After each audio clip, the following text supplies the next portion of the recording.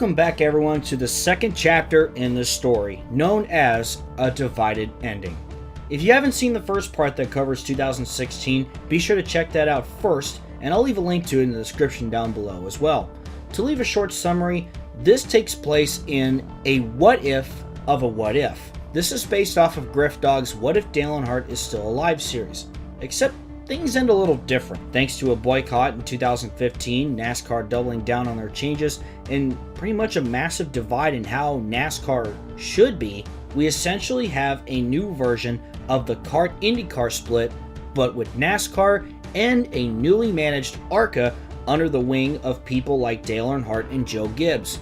To pick up where we left off, Brad Keselowski edged out Jeffrey Earnhardt for the ARCA title, and Ricky Stenhouse Jr. pulled off a massive upset to win the 2016 NASCAR Sprint Cup Championship with Stewart Haas Racing. In this video, we will continue the story with the 2017 and 2018 seasons.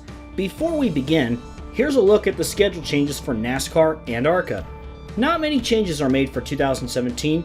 The only new venue is the addition of Montreal to the Cup Series schedule. As for ARCA, Toledo replaces Berlin on the schedule, and Atlanta will be included as well. Without further ado, let's start with the 2017 ARCA Menard Series season. For ARCA, after a year under the new ownership, things were beginning to stabilize a little bit more. During the first race weekend, Dale Earnhardt and Joe Gibbs announced a new, more modernized race car was being developed and will be ready in time for the 2018 season. While that was announced, there have been rumblings of one of the OEMs leaving ARCA and wanting to really just invest with NASCAR. Well, as Daytona came close, that came true as well. Toyota announced that they will drop all support from ARCA and stick with NASCAR. This will take effect at the end of the 2017 season. This is where things really begin to split up in this divided ending. This will massively affect teams like Venturini, KBM, Michael Waltrip Racing, and the Decker Racing Group. All four teams are actively searching for a new home for 2018. ARCA is looking to build off their first season under new management, and they hope to have a very successful 2017 as well. With that being said, here's the starting lineup for the 2017 Lucas Oil 350 from Daytona. Starting on the pole is Ryan Blaney back in the number 21 for the famous Wood Brothers team, and starting next to him is Matt Kenseth in the number 20 for Venturini Motorsports. Starting third is Daniel Ricciardo. So let me explain this situation. So obviously in real life, you remember that one time that Danny Rick got to drive one of Dale Earnhardt's old cars. Well, in this timeline, Dale Earnhardt decides to give Daniel Ricciardo a call because, as I stated in the first video, the ARCA Daytona race takes place right before the Rolex 24 at Daytona, like right before it. So this race is in January. With that being said, the F1 season hasn't started yet. So Dale Earnhardt makes a deal with Team Red Bull to have Daniel Ricciardo drive a one-off entry in the number 14 Red Bull Chevrolet. This will be Ricciardo's only start, as he'll get his first taste of a stock car. Starting next to him will be one of his teammates, Jeffrey Earnhardt for DEI. He's back in the number 81, and starting fifth is Dale Earnhardt Jr. in the Nationwide Chevrolet. Kyle Weatherman is still in the 15th for Michael Waltrip Racing. He starts in 6th. And starting 7th is Gray Galding. He replaces Greg Biffle, who retired at the end of 2016. Krispy Kreme comes on to sponsor Galding at Roush Racing. Rolling off 8th is Daniel Suarez in the 66th for Venturini Motorsports. And like I said, this team will have to find a new manufacturer for next season. Ty Dillon will start 9th for Richard Childress Racing. And Kyle Busch in 10th for his own team in the number 18. Last season's winner, Eric Almirola, will start in 11th, and starting 12th is Rio Haryanto. He drove in the Southern 500 in 2016. He will drive a handful of races again to see how he likes racing in a stock car. He drives a second car for Team Penske. Rolling off 13th is David Gilliland, the number 38 for Front Row Motorsports, and starting 14th is Justin Marks. He decides to make the switch over from NASCAR to ARCA and start up his new team, Trackhouse Racing. Marks will run the majority of the season and will look to run this team full-time by 2018. Starting in 15th is Chris Buescher in the number 6 for Roush Racing, and Will Kimmel, driving for the Kimmel family racing team, he starts in 16th. Austin Dillon will start in 17th, and Tommy Joe Martins will roll off in 18th.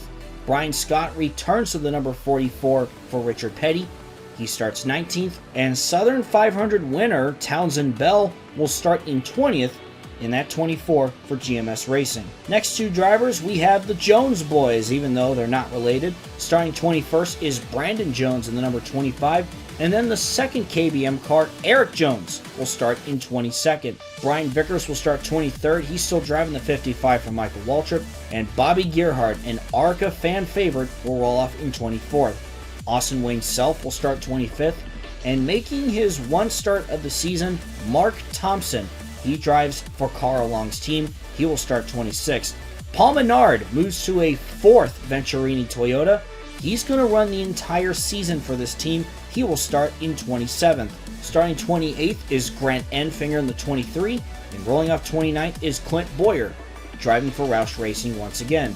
Ryan Newman in the 31 will start in 30th, and then 31st is Mike Harmon in the 74, and then Brian Keselowski will start 32nd in the 29 for his brother's team, in which starting 33rd is his brother, Brad Keselowski, the defending champion, driving the number 2 for Team Penske. Getting close now to the end of the field, starting 34th is Con Nikolopoulos in the 06 for Wayne Peterson, and then Josh Williams starting in 35th. Jamie McMurray for DEI will start in 36th, and JJ Yaley in the 34. He will start 37th. Rolling off 38th is Brad Smith in the number 48. And then Bo Lamassa starting in 39th, and Claire Decker in the number 84. She will roll off in 40th for this 40-car field. Ryan Blaney led the field to the green flag to start off the 2017 ARCA Menard Series season.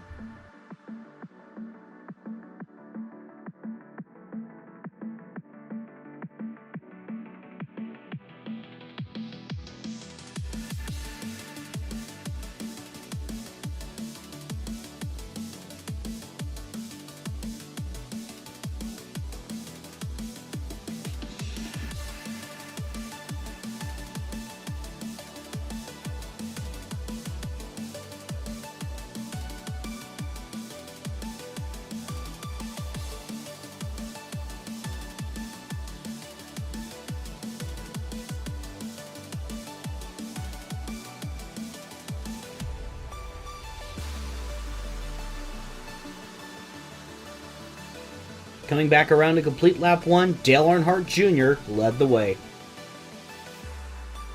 The race was pretty calm for the most part, but on lap 42 there was a huge pileup on the backstretch as Daniel Suarez, Jamie McMurray, and others went 4 wide and didn't make it work. This leads to the big one, and Townsend Bell and Daniel Suarez go for wild rides.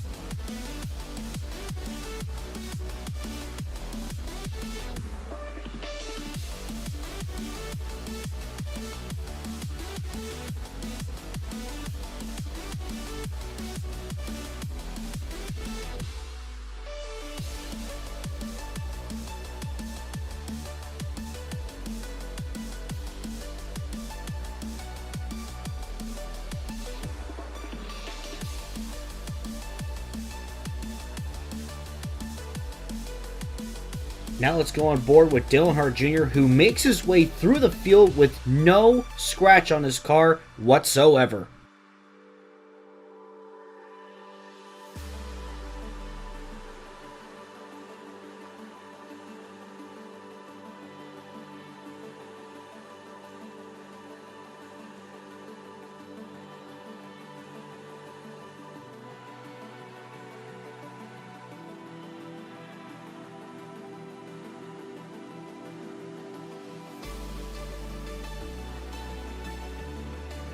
After the restart, Ryan Blaney and Eric Jones were side by side in the closing laps, trying to get that first win. Things got interesting within the final 5 laps when the front pack of 14 cars got shuffled thanks to a couple of lapped cars. This gives the lead to Brandon Jones with 2 laps to go. But Dale Earnhardt Jr. wastes no time and he takes the lead. Dale Jr. led the field to the white flag, but watch this as on the final lap, Dale Jr. moved to the outside to drive by lap traffic that was down on power, but Mark Thompson in the 13 slides in front of Dale Jr., giving the advantage to Tommy Joe Martins. Dale Jr. slipped back to second and ran out of time, and Tommy Joe Martins took the checkered flag at Daytona, driving for the family team Martins Motorsports.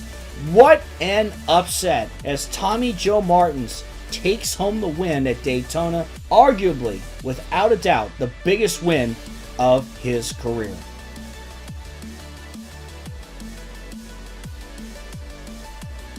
At the 5th race of the season at Sebring, it came down to an exciting battle between Austin Dillon, Ryan Blaney, and Brad Keselowski. As Blaney took the lead from Austin Dillon with 3 laps to go, Ryan Blaney would go on to get the Wood brothers their 99th win all-time and their first in ARCA.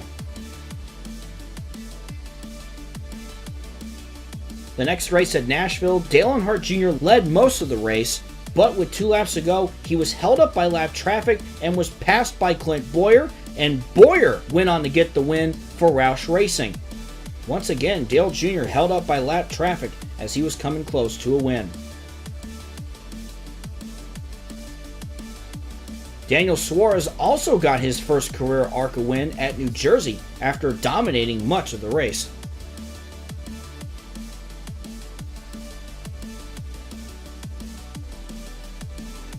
We had some tension during the Chicagoland race when Ryan Blaney got into Brian Vickers, and Vickers was not too pleased with Blaney afterwards.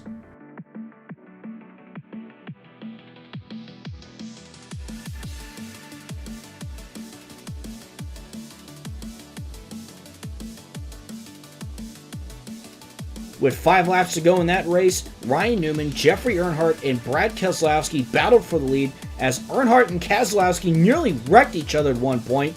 Brad Keselowski took the lead coming to 2 laps to go, and he went on to get his 4th win of the season at that point. Going into the crown jewel for the ARCA Menards Series, the Southern 500 at Darlington, here a look at some of the highlights for that race. With 14 laps to go in the Southern 500, Brad Keselowski got around Jeffrey Earnhardt for the lead, but suddenly Tommy Joe Martins had his brakes fail and he runs into Daniel Suarez. Suarez goes into the wall, Martins almost takes Keselowski out as this caused a small pileup that took out Ty Dillon, Brian Vickers, and Dale Jr.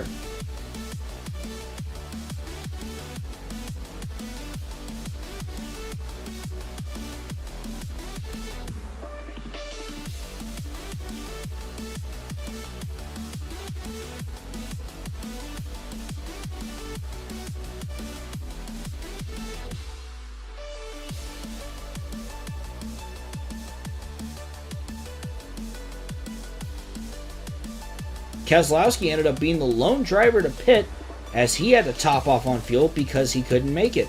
He also had a loose wheel that needed to be adjusted as well. The race restarted with 8 laps to go with Jeffrey Earnhardt leading, Austin Dillon second, and Kyle Busch in third, while Matt Kenseth had to go down pit road with a major mechanical issue as they went back to racing. Suddenly, with 4 laps to go, Jeffrey Earnhardt had to pit because now he was running on fumes. Then coming to 2 to go, Austin Dillon ran into the same issue, giving the lead to Kyle Busch, and with that, Kyle Busch, who had not won all season, would go on to win the 2017 Southern 500 at Darlington.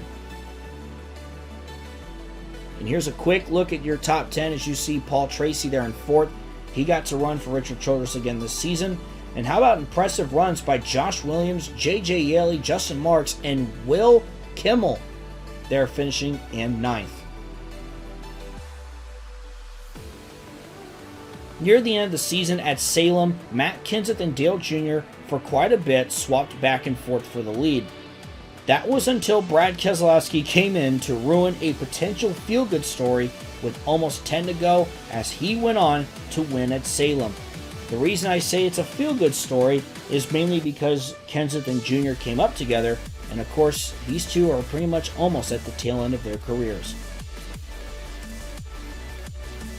As for the season finale at Bristol, once again it was all Brad Keselowski as he wins back-to-back ARCA Menard Series titles.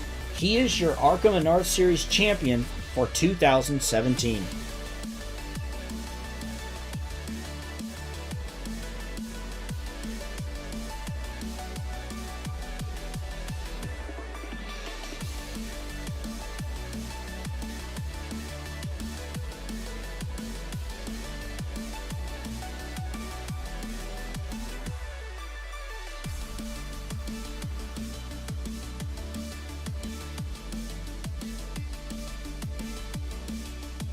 Now with the 2017 ARCA Menard Series season out of the way, let's move over to the 2017 Monster Energy NASCAR Cup Series season. Some of the biggest stories heading into the 2017 NASCAR season, obviously the first big thing is a new title sponsor. After being with the sport since technically 2004, Sprint has left NASCAR.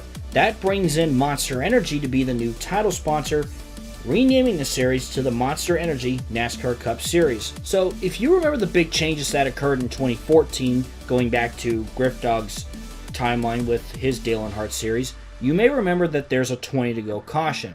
Well, NASCAR decided with the new title sponsor to change some things up. So here's what NASCAR is going to do.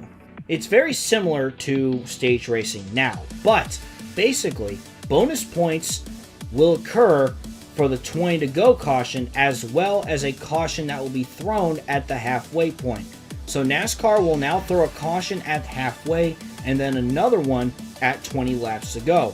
The top 10 will receive bonus points, with the driver in first place getting one bonus playoff point if that driver were to make the playoffs.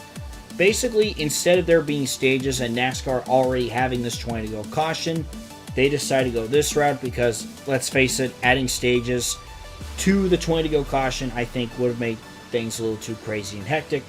So I think this is a rather unique way to balance things out. So again, those bonus points will be rewarded the same way that stages do, except now instead of there actually being a stage, you just have a caution break at the halfway point and then a caution break at 20 laps to go. So with that being said, let's take a look at the starting lineup for the 2017 Daytona 500. Starting on the pole is Michael McDowell in the number 95. He returns to the Levine Family Racing Team. Starting in second is Dakota Armstrong. He returns to the number 53 for H. Scott Motorsports. In row 2, you'll find Joey Logano in the number 22 for Team Penske. Remember that Penske split their NASCAR team up, with Brad running in ARCA and Joey running in NASCAR. Rolling off fourth is Casey Kane in the number 5 for Rick Hendrick, and starting fifth is Denny Hamlin for his own team. Remember, that team is Divine Hamlin TRD for Toyota. Starting in sixth is David Reagan. Now, he has been removed from the 23 ride after having a rather abysmal season. With that being said, he will drive this 98 car for Premium Motorsports for at least the Super Speedway races. Ryan Truex will start 7th for Stewart Racing, and starting 8th is Trevor Bayne in the number 21 for Fenway Motorsports. Brett Moffitt will roll off 9th for JD Motorsports in the number 0, and Casey Mears will start 10th in the 13. Tony Stewart will start 11th in the number 14. Remember, he gave himself a contract through 2018. Not only that, you may have noticed Stewart Racing is still with Chevrolet. That reason is because Tony Stewart is still racing at this point, and because of that, with his relationship with GM and Chevrolet, the team is still running Chevrolets. For now, anyway. Starting in 12th after having such a magical season last year with his win at Daytona and then his run in the playoffs, Michael Annett returns to the 46 Pilot Flying J car. He starts 12th. Starting 13th is AJ Allmendinger in the 47, and rolling off 14th, here is Timothy Peters. He is running for Rookie of the Year honors this season, so yeah, in this timeline, Carl Edwards still retires unexpectedly. H. Scott Motorsports had to scramble for a driver, so they decided to sign on the Truck Series veteran Timothy Peters in hopes that he can have a good run in his rookie season. Starting 15th is Brendan Poole. He is driving a third part-time car for Chip Ganassi Racing, he will make some part-time starts in hopes that he will drive this car full-time in 2018. Speaking of rookies, how about Chase Elliott? He will be starting 16th in the new numbered number 9 Chevrolet, with Napa coming on as a sponsor. Remember, Jeff Gordon raced one more year and retired at the end of 2016. Chase Elliott replaces Jeff Gordon. Starting 17th is Kevin Harvick in the number 4 Chevrolet, and starting 18th is Brendan Gong for Beard Motorsports. Reagan Smith will start 19th with new sponsor Camping World, and starting 20th is Landon Castle. Because Chase Elliott moved to the 9 and Hendrick still wanted to use the 24, Castle switches from the 25 to the 24. Mountain Dew still sponsors him. Starting 21st is Kurt Busch in the number 28 for Robert Yates Racing. Home Depot still sponsoring that car. And Justin Allgaier back in the 51 for H. Scott. He starts 22nd. Starting 23rd is Cole Witt. He ends up taking over the number 83. He replaces David Reagan, funny enough, and I'll explain why here in just a little bit. The numbers basically switched, so instead of Witt taking the 23, he takes the 83. Walgreens comes on to sponsor him, as Denny Hamlin saw a ton of potential in the young driver, and it'll be interesting to see how this young man will do in some better equipment. Starting 24th is Jeb Burton in the 54 for Rick Ware, and Josh Wise back in the 30, he starts 25th. Elliott Sadler also driving for Rick Ware, he starts in 26th, and defending champion Ricky Stenhouse Jr.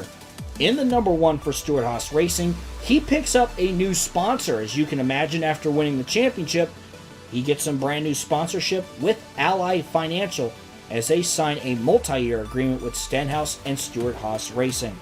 Rolling off 28th is Ryan Reed.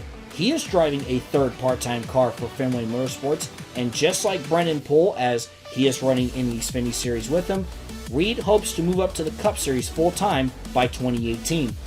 Alex Bowman will start 29th in the 40, and Jimmy Johnson will start 30th in the 48. Starting 31st is a second car for JTG Daugherty Racing. Here is Jacques Villeneuve. As he decides to give the NASCAR Cup Series a go, he will run the full season in 2017. Kyle Larson will roll off 32nd in the 42, and starting 33rd is Martin Truex Jr., hoping to have a better season in 2017. David Stremme will be chasing his 4th Daytona 500 win. He starts 34th. Corey LaJoie is another rookie for 2017. He will start 35th for Go Fast Racing after Bobby Labonte retired last season. Reed Sorensen will drive the 55 for Premium Motorsports. He starts 36th. Starting 37th is Bubba Wallace in the 19 for Fenway. And then rounding out the field is DJ Kennington driving for the new team, the Gaunt Brothers, part-time. And this is what I was talking about earlier. Starting 39th is Matt DiBenedetto. He switches from the 83 to the 23 since Dr. Pepper was sponsoring that car, and they had a little bit more interest sponsoring DiBenedetto. So DiBenedetto moves to the 23 while Cole Witt drives the 83. And that is your starting lineup for the Daytona 500. Michael McDowell leads the field to the green flag with Dakota Armstrong next to him as the 2017 NASCAR Cup season is underway.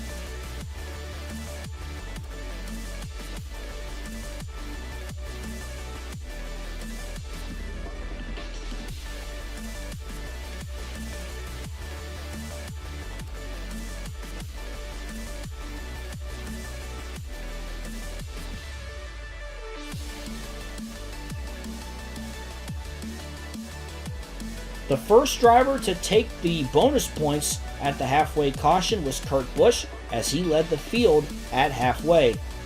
As for the 20 to go caution, Kevin Harvick led with 20 to go. It was a pretty calm and easygoing race, but things got interesting here with 3 laps to go. The lap car of Jeb Burton splits the field as Josh Wise took the lead from Brett Moffitt. But then coming to 2 to go, Brennan Poole takes the lead from Wise. but then it changes again as Bubba Wallace takes it from pole as they go into turn 1.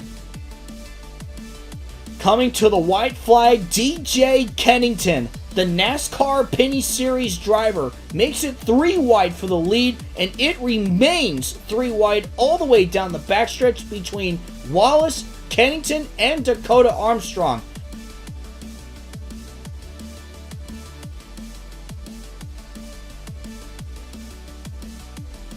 And coming off turn 4 and coming to the checkers, it was Dakota Armstrong, driving for H. Scott Motorsports, who will win the 2017 Daytona 500. His first career Cup Series win, and definitely a huge upset, as this will be one of the biggest moments of this young man's racing career so far.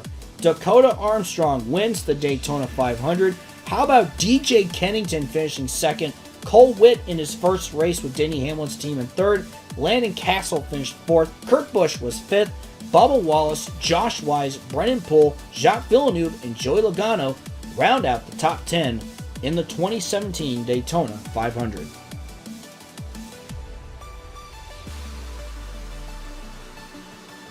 As we start the highlights for the 2017 season, here's an exciting finish that took place at the first Las Vegas race, where Ricky Stenhouse Jr. had to hold off a charging Chase Elliott to win at the same race a year ago that he got his first career win and kick-started what would be a run to the championship. Not to mention, Stenhouse also swept both Vegas races in 2016.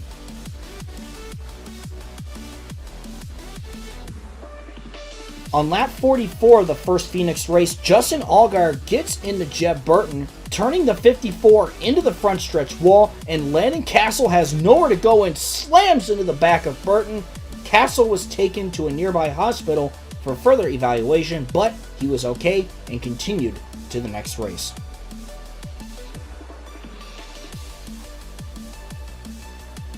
At Gateway, there was a scary moment where Trevor Bayne got ran into by Denny Hamlin. He lost control and wrecks with 15 to go at Gateway that took out Jimmy Johnson, Casey Kane, and Reagan Smith.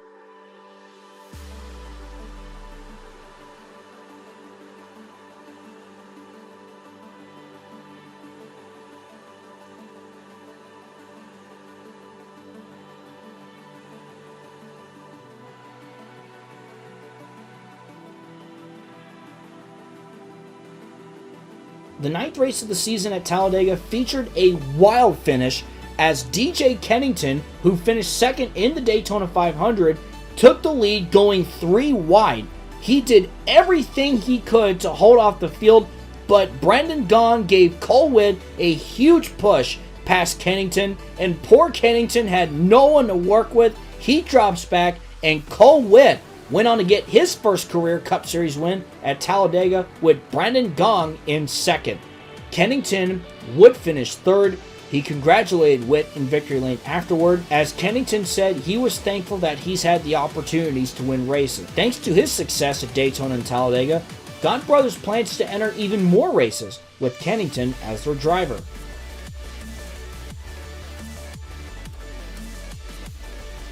Kevin Harvick and Martin Truex Jr. put on a great show in the closing laps, as with 2 to go, Harvick took the lead from Truex, and coming to the checkered flag, Truex looked for a move to the inside, but he didn't have enough time, and Kevin Harvick got the win at Kansas.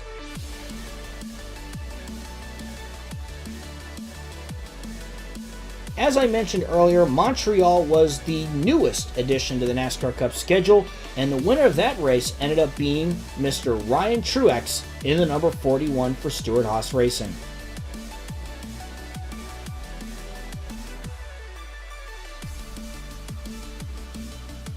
On the final lap of the Coke 0400 at Daytona, Casey Mears was leading and searching for his first win since 2007. He did all he could to hold off one of the best Daytona drivers in the field, David Stremme, but Stremme found a run in turns 3 and 4, and we had a photo finish coming to the line as Stremme got Mears at the line by 6/1000 of a second. For Stremme, this was his second win of the season and his second Coke Zero 400 win. He won this race in 2011 to add on to his 3 Daytona 500s. David Stremme once again shows he is a dominant force to be reckoned with when it comes to Daytona.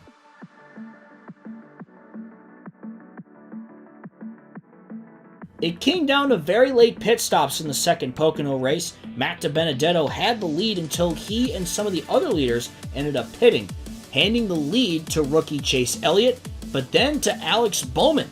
It was a crazy final 6 laps, but in the end, it was Alex Bowman grabbing his first career Monster Energy Cup win at Pocono, putting him in the playoffs.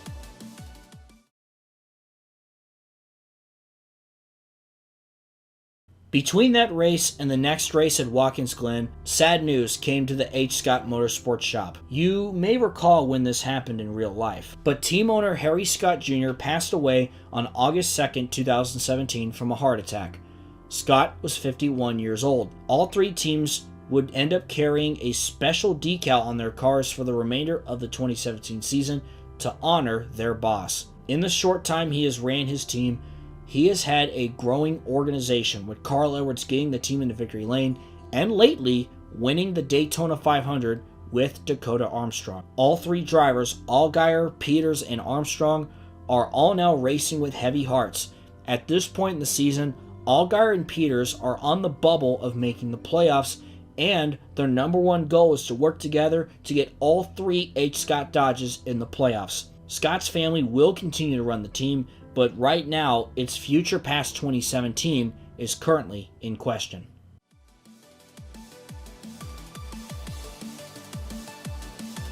When the 20 to go caution came out at Bristol, Chase Elliott was having a strong day, leading much of the race, but as the caution came out, Kevin Harvick got into the back of Elliott, turning the number 9 and taking Elliott out of contention as he was struggling to get his car refired.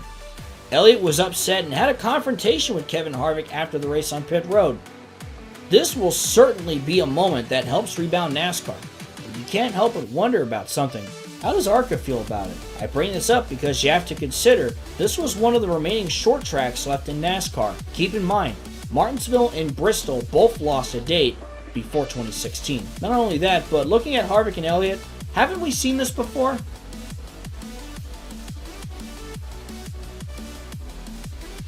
At Michigan, it was a special and emotional moment for H. Scott Motorsports as Timothy Peters, a longtime Truck Series veteran who was called in January to take over for a suddenly retired Carl Edwards, he scores his first career Cup Series win with teammate Justin Allgaier finishing in 5th. Peters was very emotional with the win and was thankful for Harry Scott to give him this opportunity. Peters dedicated the win to Scott and his family, and this also put Timothy Peters in the playoffs.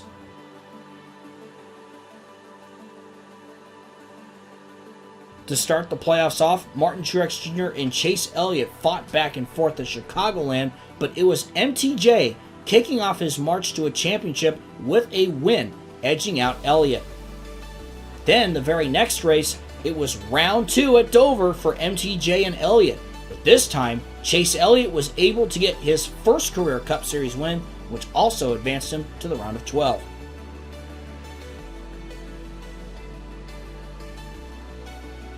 After that, Alex Bowman ended up getting his second win of the season and of his career at the Charlotte Roval after what was a dominating performance.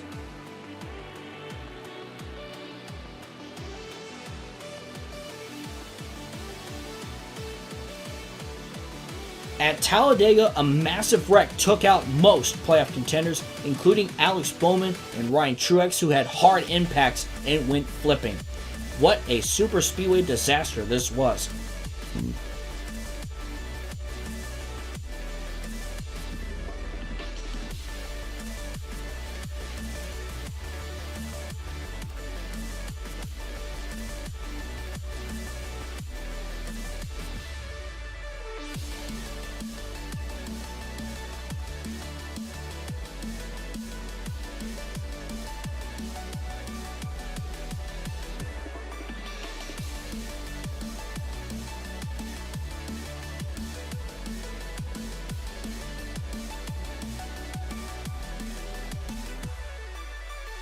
Meanwhile, at the end of the day, it was Dakota Armstrong who would go on to get his second career Cup Series win that day.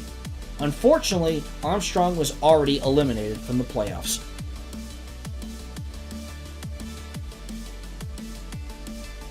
At the third to last race at Phoenix, it was an emotional one for Robert Yates Racing. At this point, with the recent passing of Robert Yates, the 28 and 88 teams were racing with heavy hearts. However, it was all for Robert this race, as David Stremme would punch his ticket to the Championship 4, winning the race with teammate Kurt Busch in second. Both drivers did a burnout together after the race in honor of Robert Yates.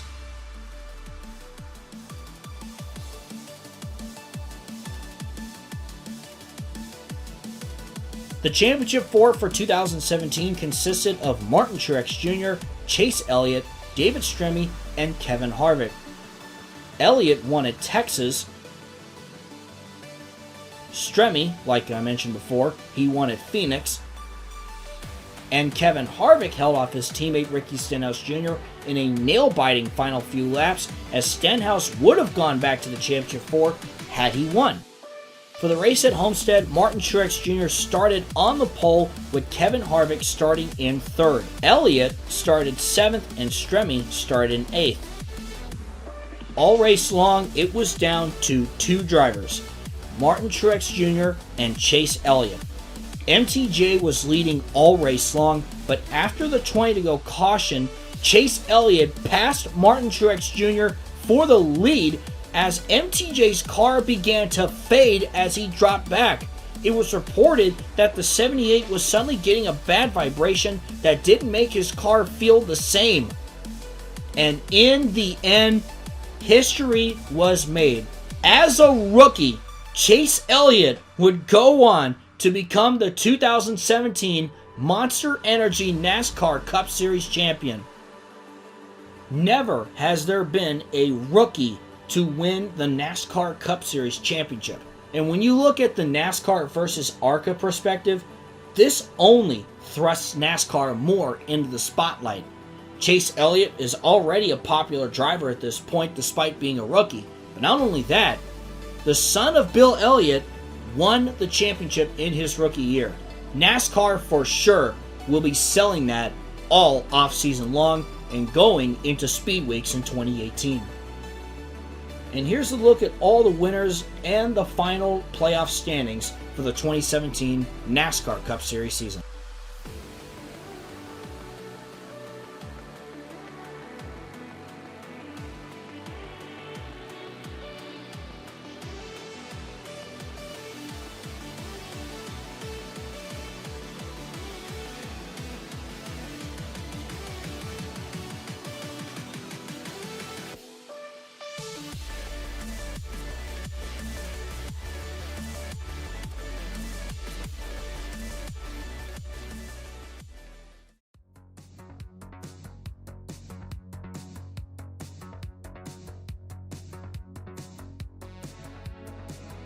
Going into 2018, there were even more changes for ARCA. Like I mentioned earlier, Toyota dropped all support of ARCA with the debut of the new car. This new car, which I use the Penny Series mod for, is basically a lot like the Gen 4 stock car, but it's much more modernized than before. Basically what happened is the OEMs approached Dale Earnhardt, Joe Gibbs and company during the 2016 season and expressed that while they want to continue to invest in the ARCA, running the old Gen 4 stock cars was not going to work long term. They were big on making a more modernized car that still stuck to ARCA's vision, but also wanting to make this new car worthwhile. So the ARCA office went to work behind the scenes. The project, known as Project Power Stock, was announced in January 2017, and many tests were conducted at different racetracks, all in time for a 2018 debut. Even though Toyota backed out, the other three OEMs seemed to like what was put together. So here's what it'll look like. Chevrolet will switch to the Corvette to try and push for that American supercar vibe, while Ford goes muscle with the Mustang. And as for Fiat Chrysler, they decided to switch their branding from Dodge to Chrysler. The reason for this is that FCA felt like the Chrysler 300 will be able to target the ARCA demographic more than Dodge would. Now, as for those Toyota teams that had to make the switch, here's what happened. Venturini moved to Ford to become more of a flagship team there with their 4-car powerhouse. Kyle Busch Motorsports switches to the Chevy Corvette after Kyle Busch had many discussions with Dale Earnhardt. Michael Waltrip moved his team over to Chrysler, and the Decker Racing Group moved to Corvette as well. With all these new changes taking place, this officially ushers a new era of ARCA racing that has never been seen before. I will also make a note of some of the changes in the ARCA Menard Series schedule for 2018. The first one is a couple racetracks that haven't seen stock car racing in a while, but thanks to ARCA, they're making a big return. The first track, out in Colorado. You remember Pikes Peak? Yeah, that fun little oval is coming back, and ARCA will be using it for their 12th race of the season. It replaces Madison on the schedule. The other track is just 2 races later at Memphis. This will be a new race date as ARCA, now owned by Dale Earnhardt, Joe Gibbs and Company, bought this racetrack. The track has been saved and will be used by ARCA. Those are the 2 major changes for the 2018 schedule. With that out of the way, here's a look at the starting lineup for the 2018 Lucas Oil 350. Starting on the pole is Clint Bowyer in the number 17. He's back with Roush Racing. And starting next to him is Austin Dillon in the number 3 Dow Chemicals Corvette. And starting in third is Grant Enfinger, still with GMS Racing. Rolling off fourth is Dale Earnhardt Jr. So Dale Jr. does not retire yet. He still believes he has a couple more good seasons behind him before he ultimately decides to call it quits. Rolling off fifth will be his teammate, Jamie McMurray in the number 1 McDonald Chevrolet, and Ryan Blaney back with the Wood brothers starting in 6th. Starting 7th is David Gilliland. He leaves Front Row Motorsports and he teams up with Crosley Sports Group to form the team DGR Crosley. He will drive the number 5 and he will team up with Bo Lamastus. 2016 Daytona winner Eric Amarola will start 8th in the 43, and back-to-back defending champion Brad Keselowski will start 9th as Penske is sticking with FCA and driving those new Chryslers. Starting in 10th is Eric Jones in the 54 for Kyle Busch Motorsports, and rolling off 11th is Christopher Bell. He replaces Matt Kenseth. He ultimately decided to retire at the end of 2017, and with that being said, this young superstar from Oklahoma, Christopher Bell, will take over the number 20. JBL becomes the new sponsor. And then you got last season's Daytona winner, Tommy Joe Martins, starting in 12th. Starting 13th is Justin Marks for his own team, Trackhouse Racing. He will run the full season this year. Starting 14th is Brian Vickers with Michael Waltrip Racing. Jeffrey Earnhardt will start 15th in the 81 for DEI. And Bobby Gearhart will roll off 16th, once again back to run Daytona. Austin Wayne Self will start 17th for his family team. And starting 18th is Mike Harmon. He will drive some races, but he will also have other drivers drive his car as well. JJ Yaley picks up the Love's sponsorship. He will start 19th in the number 34 for Front Row Motorsports. And Brian Keselowski will start 20th, driving for his brother. Starting 21st is Kyle Weatherman. He is out at Michael Waltrip Racing. He moves over to the number 38 at Front Row Motorsports. Earthwater will sponsor that number 38 Ford. Ryan Newman is back with Richard Childress Racing. He'll start 22nd. And starting 23rd is rookie Natalie Decker. She will run the full season in the 84, and they will field a second car a few times for Claire and Paige Decker. Starting 24th is Ty Dillon in the 33. Starting in 25th is Daniel Suarez back in the 66 for Venturini Motorsports. Like I mentioned earlier, Venturini Motorsports has switched to Ford. Daniel Ricciardo is back for his one-off in the number 14 for Dale Earnhardt Incorporated. He starts in 26th. Starting 27th is Chris Buescher back in the number 6 Sunny D Ford. And starting 28th is Josh Wise. He moves over from NASCAR. The Motorsports Group team ended up closing its doors. Josh Wise found the best opportunity he could get, driving for the king, Richard Petty. Starting 29th is Gray Gaulding back with RAH Racing, and rolling off 30th is Josh Williams in the 92. Getting to the back of the pack now, Brandon Jones will start 31st, and teammate Paul Menard back for another full season. He starts 32nd.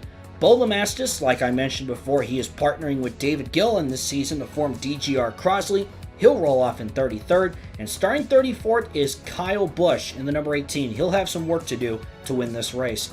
Starting 35th is the 69 of Will Kimmel, and Con Nicolopoulos for Wayne Peterson starts in 36. Spencer Gallagher will run most, if not possibly all, races this season in a second GMS racing car. He starts 37th. Starting 38th is another Team Penske car, is Landon Castle.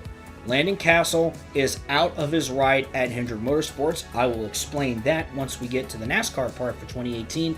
Castle moves over to ARCA and is given a great opportunity to drive for Roger Penske. Starting 39th is Brad Smith in the number 48, and starting 40th is Timmy Hill driving for Carl Long, and rounding out the field is Daniel Hemrick. He replaces Kyle Weatherman in the number 15 for Michael Waltrip.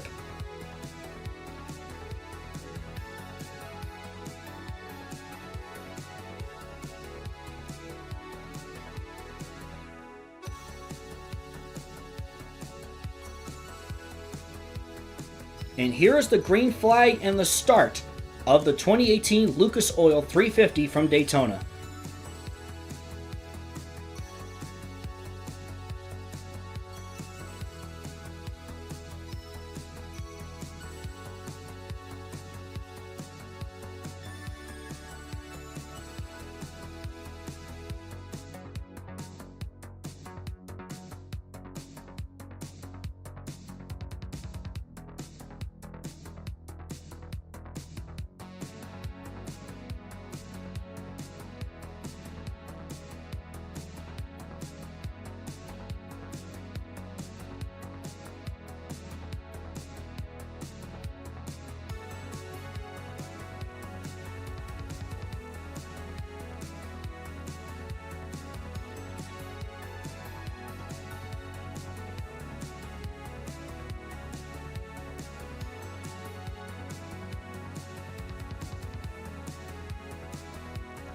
Daytona started out calm, but there was a lot of passing for the lead and for position in the 41 car pack, and everyone was in a pack until green flag pit stops with 11 laps to go.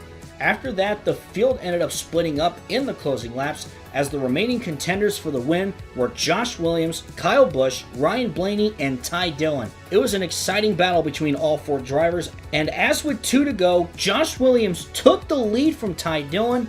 And then going on the final lap, Ryan Blaney got around Williams in turns 1 and 2.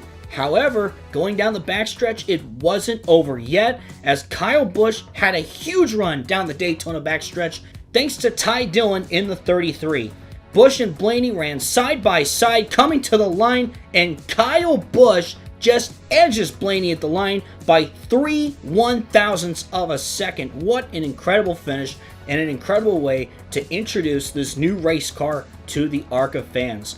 Kyle Busch ends up winning at Daytona. Ryan Blaney finishes in second, Ty Dillon third, Josh Williams fourth, Justin Marks in fifth, and then Jamie McMurray, Tommy Joe Martins, Josh Wise, Bo Lamastis, and JJ Yaley rounded out the top 10 for Daytona.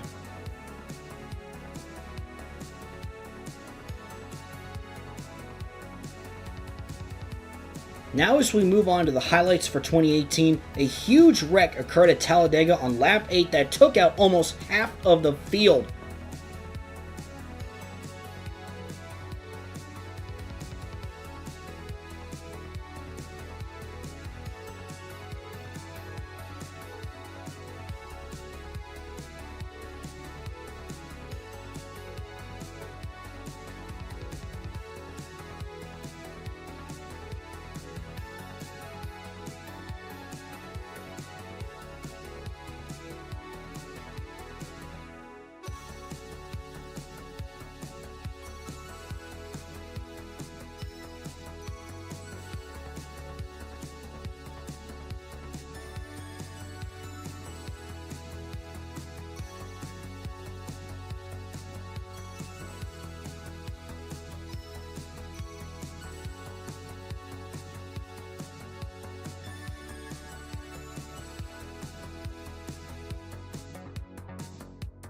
Austin Dillon went on to win this race.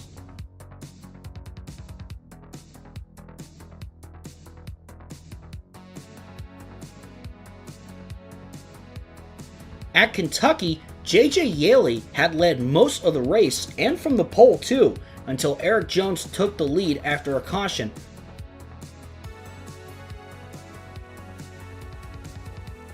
But then a lap after the restart, Jones got loose and drove into the lap car of Mike Harmon as he wrecked from the lead.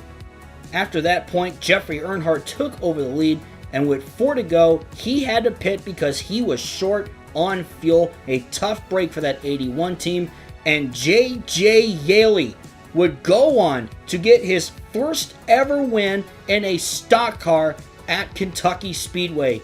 Definitely a very special moment for J.J. Yaley, as he and Front Row Motorsports got to celebrate this special moment.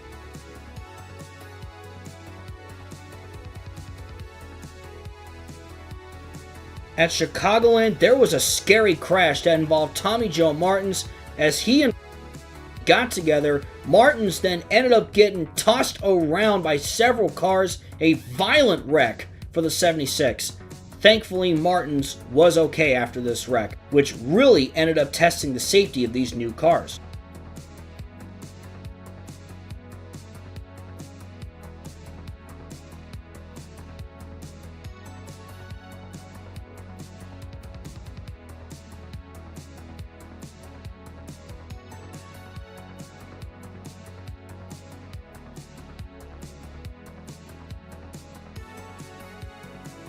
And in the end, Christopher Bell had to hold off a charging Kyle Busch as Busch made one last effort, but Christopher Bell was able to hang on and get his first career ARCA win over Kyle Busch.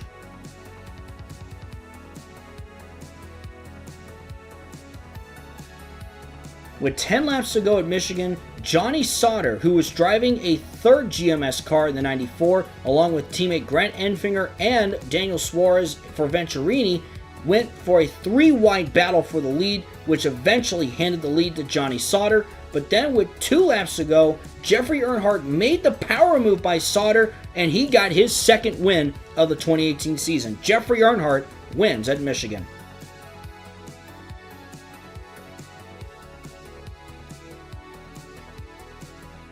At the 2018 Southern 500, Kyle Busch led for most of the race, but then J.J. Yaley had the lead on a restart, looking to get a second win this season. But with 8 laps to go, Ryan Blaney took the lead right when the caution came out, being able to hold his own on a final restart. Ryan Blaney held off J.J. Yaley and Kyle Busch to win the 2018 Southern 500 for the Wood brothers, and this would officially mark the 100th all-time win for the Wood brothers. Even though it was their second, they're counting this as their 100th win, and a very special moment for that iconic 21 to win the Southern 500.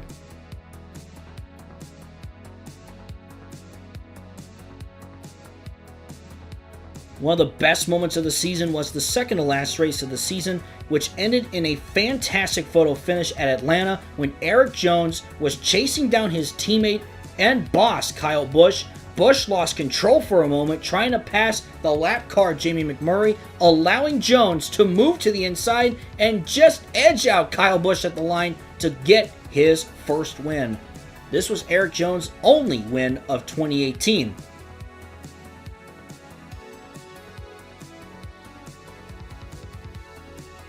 Meanwhile, on the other side of KBM, it was a strong, dominating season for Kyle Busch, earning 8 wins on the season and the 2018 ARCA Menard Series Championship. After 2 years of domination by Brad Keselowski, Kyle Busch was crowned the ARCA Menard Series champion in a dominating fashion, winning it by 439 points over Dale Earnhardt Jr., who earned 3 wins on the season. It was an absolute no contest, and many ARCA fans argue that for sure the best driver and the best performing team won the championship. But how does NASCAR have to respond to that? Because they're on a high momentum.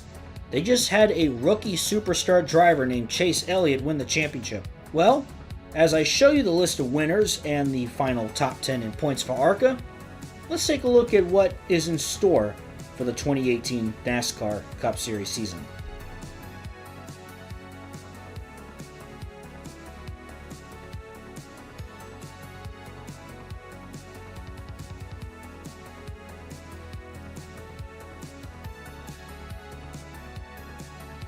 So as we head into the 2018 NASCAR season, there is not much to report. But some of the biggest things to go into the season with is number one, Chase Elliott. He replaced a all-time great in Jeff Gordon, and he was impressive. Not only did he win races, he won the championship, which was huge momentum for NASCAR and really put them in the spotlight over ARCA for quite a bit. The second bit of news, more schedule changes. I'll give you a quick rundown of it. So, Chicagoland moved away from the playoffs and they are moved back to the middle of the summer, right before Daytona.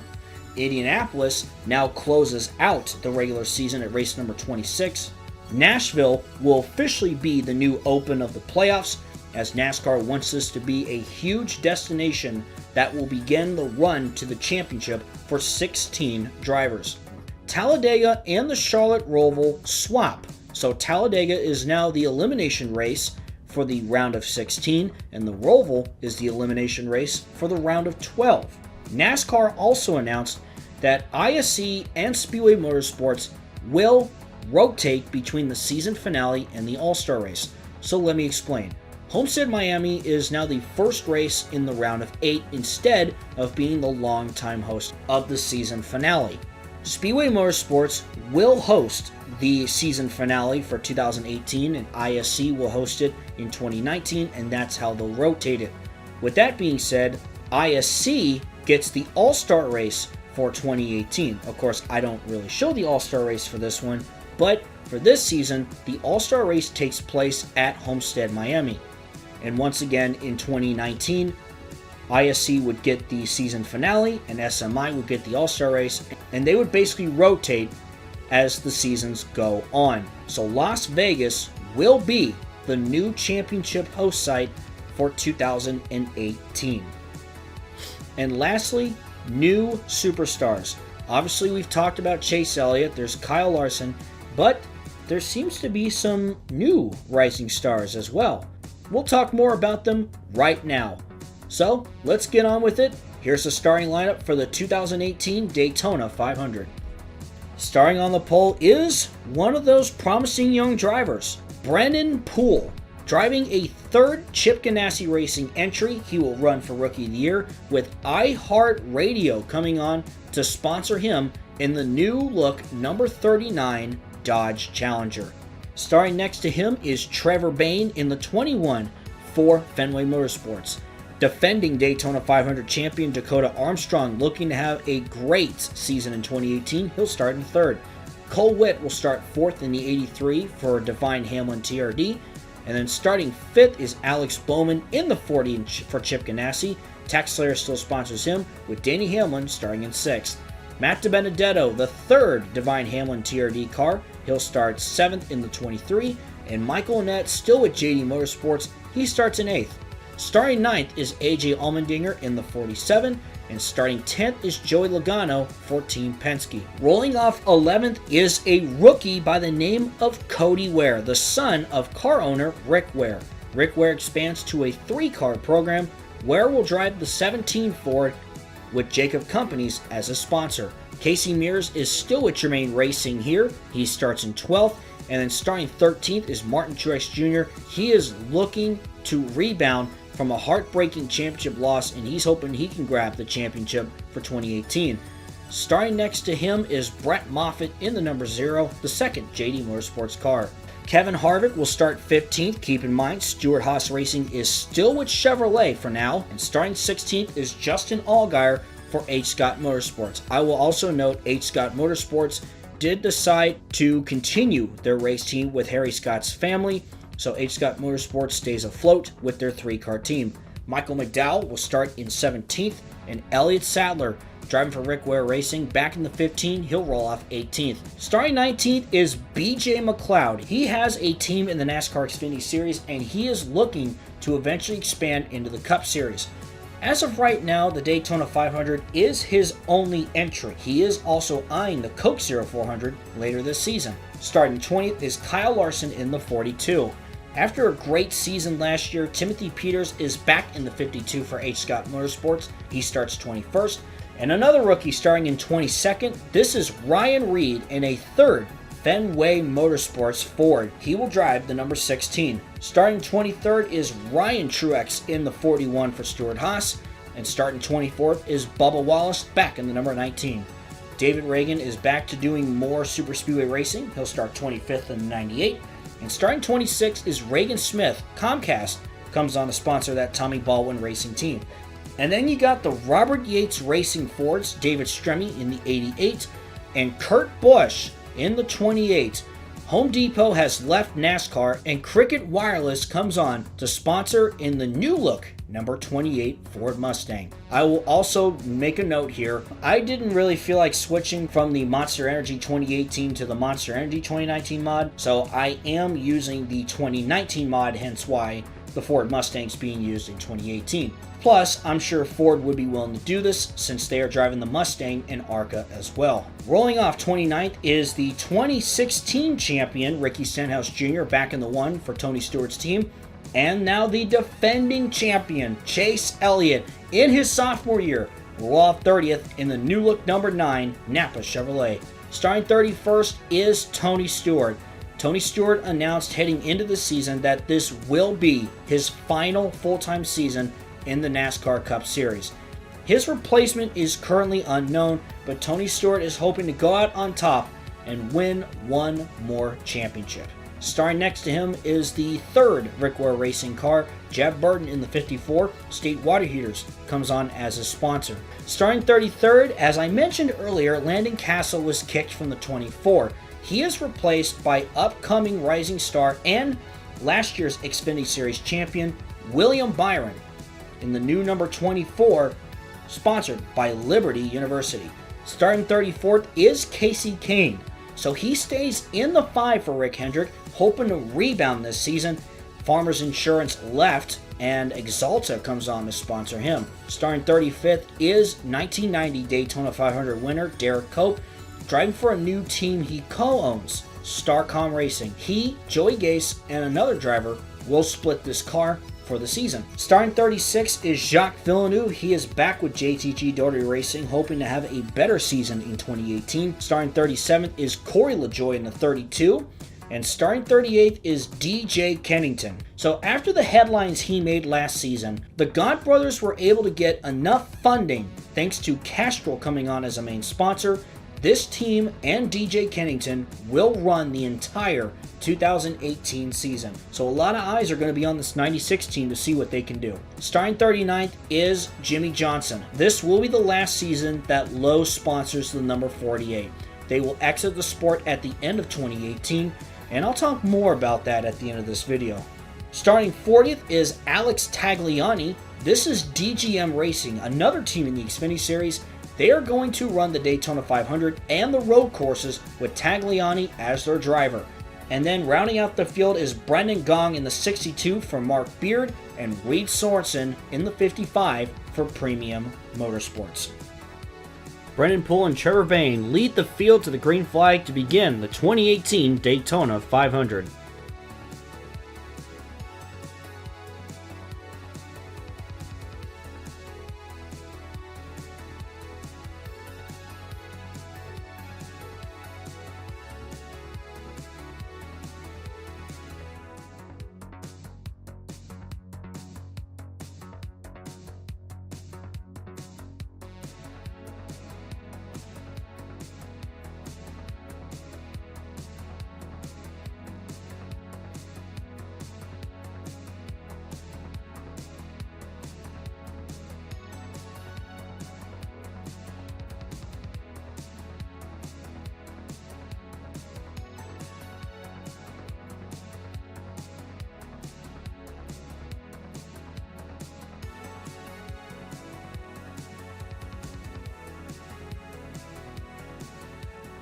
At the halfway caution, Brett Moffitt's car ended up breaking down, while Alex Bowman and Jeb Burton got together and ended up wrecking. But at the end of the race, it started with Dakota Armstrong as he took the lead with 5 laps to go with a push from Chase Elliott. Then Elliott took the lead with 4 to go. But then Kurt Busch, who won the 500 back in 2011, then took the lead with 3 laps to go, and despite the lap traffic, there were many in contention to win it. Chase Elliott fought back as they came to 2 laps to go, and in the end, it was the defending champion, Chase Elliott. The siren is going off in Dawsonville, Georgia. He would go on to win the Daytona 500 as he is continuing to make history in his very young career. Once again, another huge moment for NASCAR. Chase Elliott wins the Daytona 500. Kurt Busch impresses his new sponsor, finishing in 2nd. Dakota Armstrong came close to doing it again. He finishes in 3rd. An impressive performance by Brennan Poole. He finishes in 4th. Ricky Stenhouse Jr. was 5th. Michael McDowell was 6th. Elliott Sadler was 7th. Bubba Wallace was 8th. Timothy Peters 9th. And Ryan Truex rounds out the top 10 for the 2018 Daytona 500.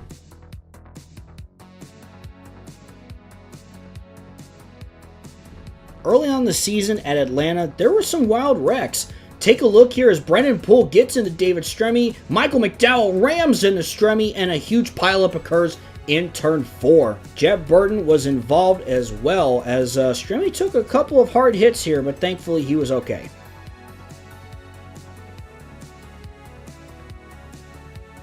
Here's another wreck on the front straightaway as Kevin Harvick breaks down. Absolutely nowhere to go. Allgaier gets in him and they pile up going into turn 1. This took a lot of contenders out of the race, and watch Reagan Smith as he flips and a couple more cars barrel in through the unstoppable pace car. It almost felt like as if you were watching a super speedway race. Right? Right?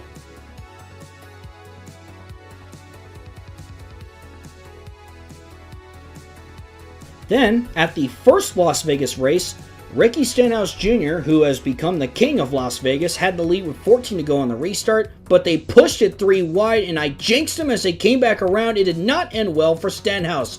He gets pushed up the track, slamming hard into the wall, sending Jacques Villeneuve flipping several times. Scary crash at Las Vegas. Thankfully, Villeneuve was okay afterwards.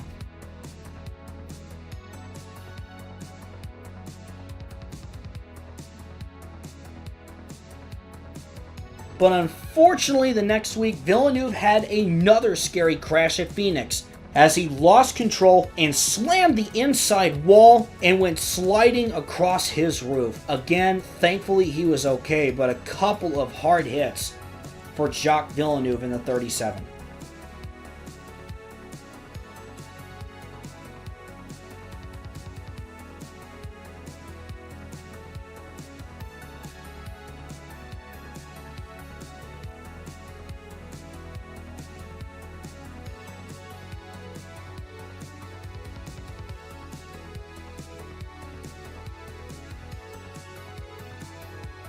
NASCAR's momentum kept going up and up and up. Here's what happened. Let's go to the Coca-Cola 600. There is one driver who decided in her final season racing full-time to run the Indy Charlotte Double. Who am I talking about? That, my friends, would be Danica Patrick. So in this timeline, Griffdawg explained that Danica Patrick never went full-time NASCAR. She did some Xfinity Series racing, but ultimately stuck with IndyCar. I'm going to say she ends up going on a bit of a good run. And from 2012 to 2017, she goes on a run to win about 5 or 6 more races on her career. Danica ended up having a pretty decent IndyCar career, but at the beginning of the season, she announced that she would end up retiring from full-time racing. As part of the deal, she, GoDaddy, and Roger Penske struck a deal to where Danica could run the Indy Charlotte Double in her final full-time season at IndyCar. So Danica Patrick will drive the number 2 Dodge with GoDaddy as her sponsor. And how did she do? You would be amazed.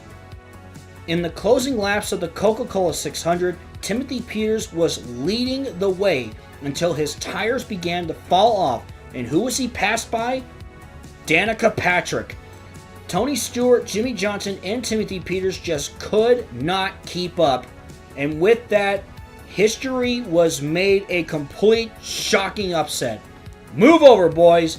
Danica Patrick went on to win the Coca-Cola 600, making her the first female to win a NASCAR Cup Series event. Danica said afterward that she doesn't really feel like wanting to run another NASCAR race right now, considering the fact that she just ran 600 miles, or really 1,100 miles that same day, and won one of those races was good enough for her. What a way to go out for Danica Patrick.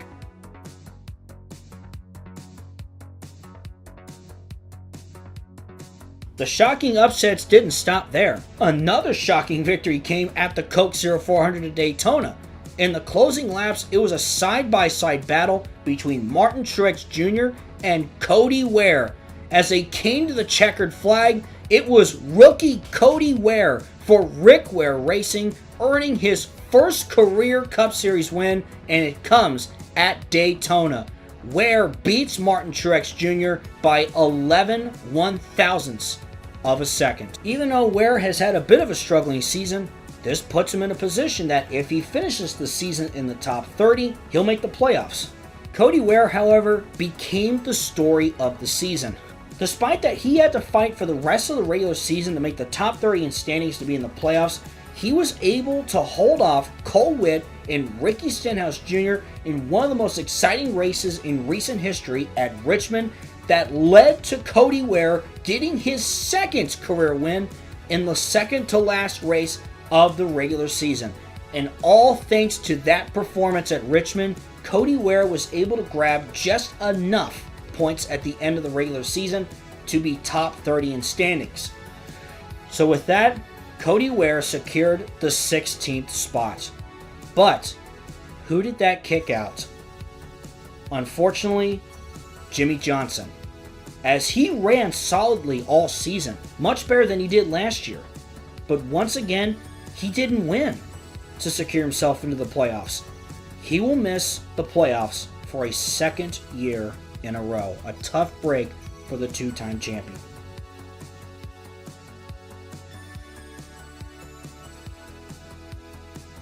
While Cody Ware didn't get past the round of 16, we have to go to Talladega and talk about one of his teammates, as on the final lap, Justin Allgaier was leading the race at Talladega, but Rick Ware Racing continued their dream season, as Elliot Sadler, who also made the playoffs like Cody Ware, was able to get his first NASCAR Cup Series win since September 2004, a 14-year gap since he last won.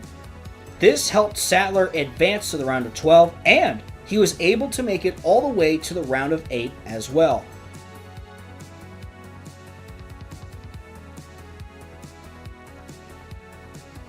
A very bizarre moment took place at Kansas as Cole Whitt's car ended up breaking down. Michael Annett was leading. Annett slammed into Cole Whitt, a heartbreaker, as he was taken out of the race. I will note that Annett did win the first Talladega race, but he was already eliminated in the playoffs at this point.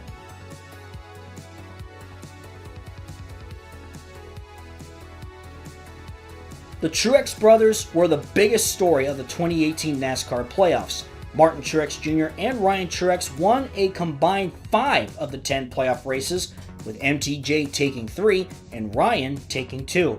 Both were seen up front a lot through many of the races as well.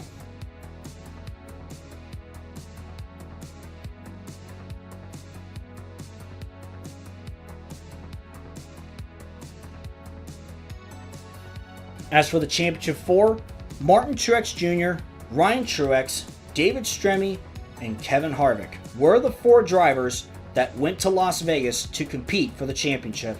All 4 drivers were also seeking their first Cup Series championship.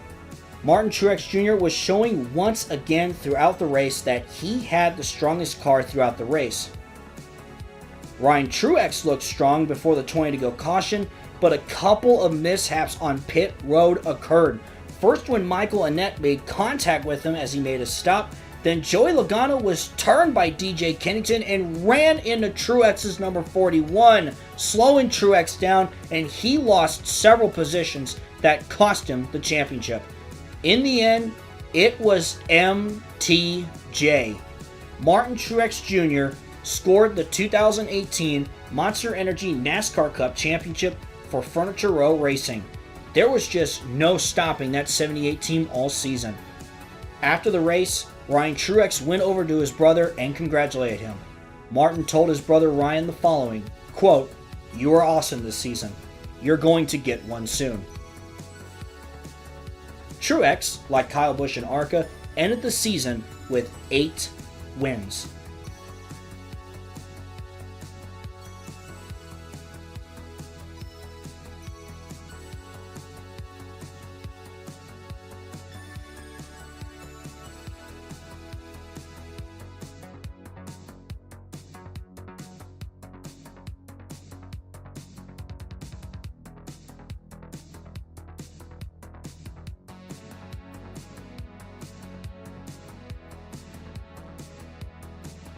So as a part of a couple more things I will quickly touch up on.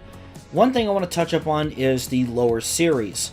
I did not sim these races, but more so came up with what I felt like could have happened.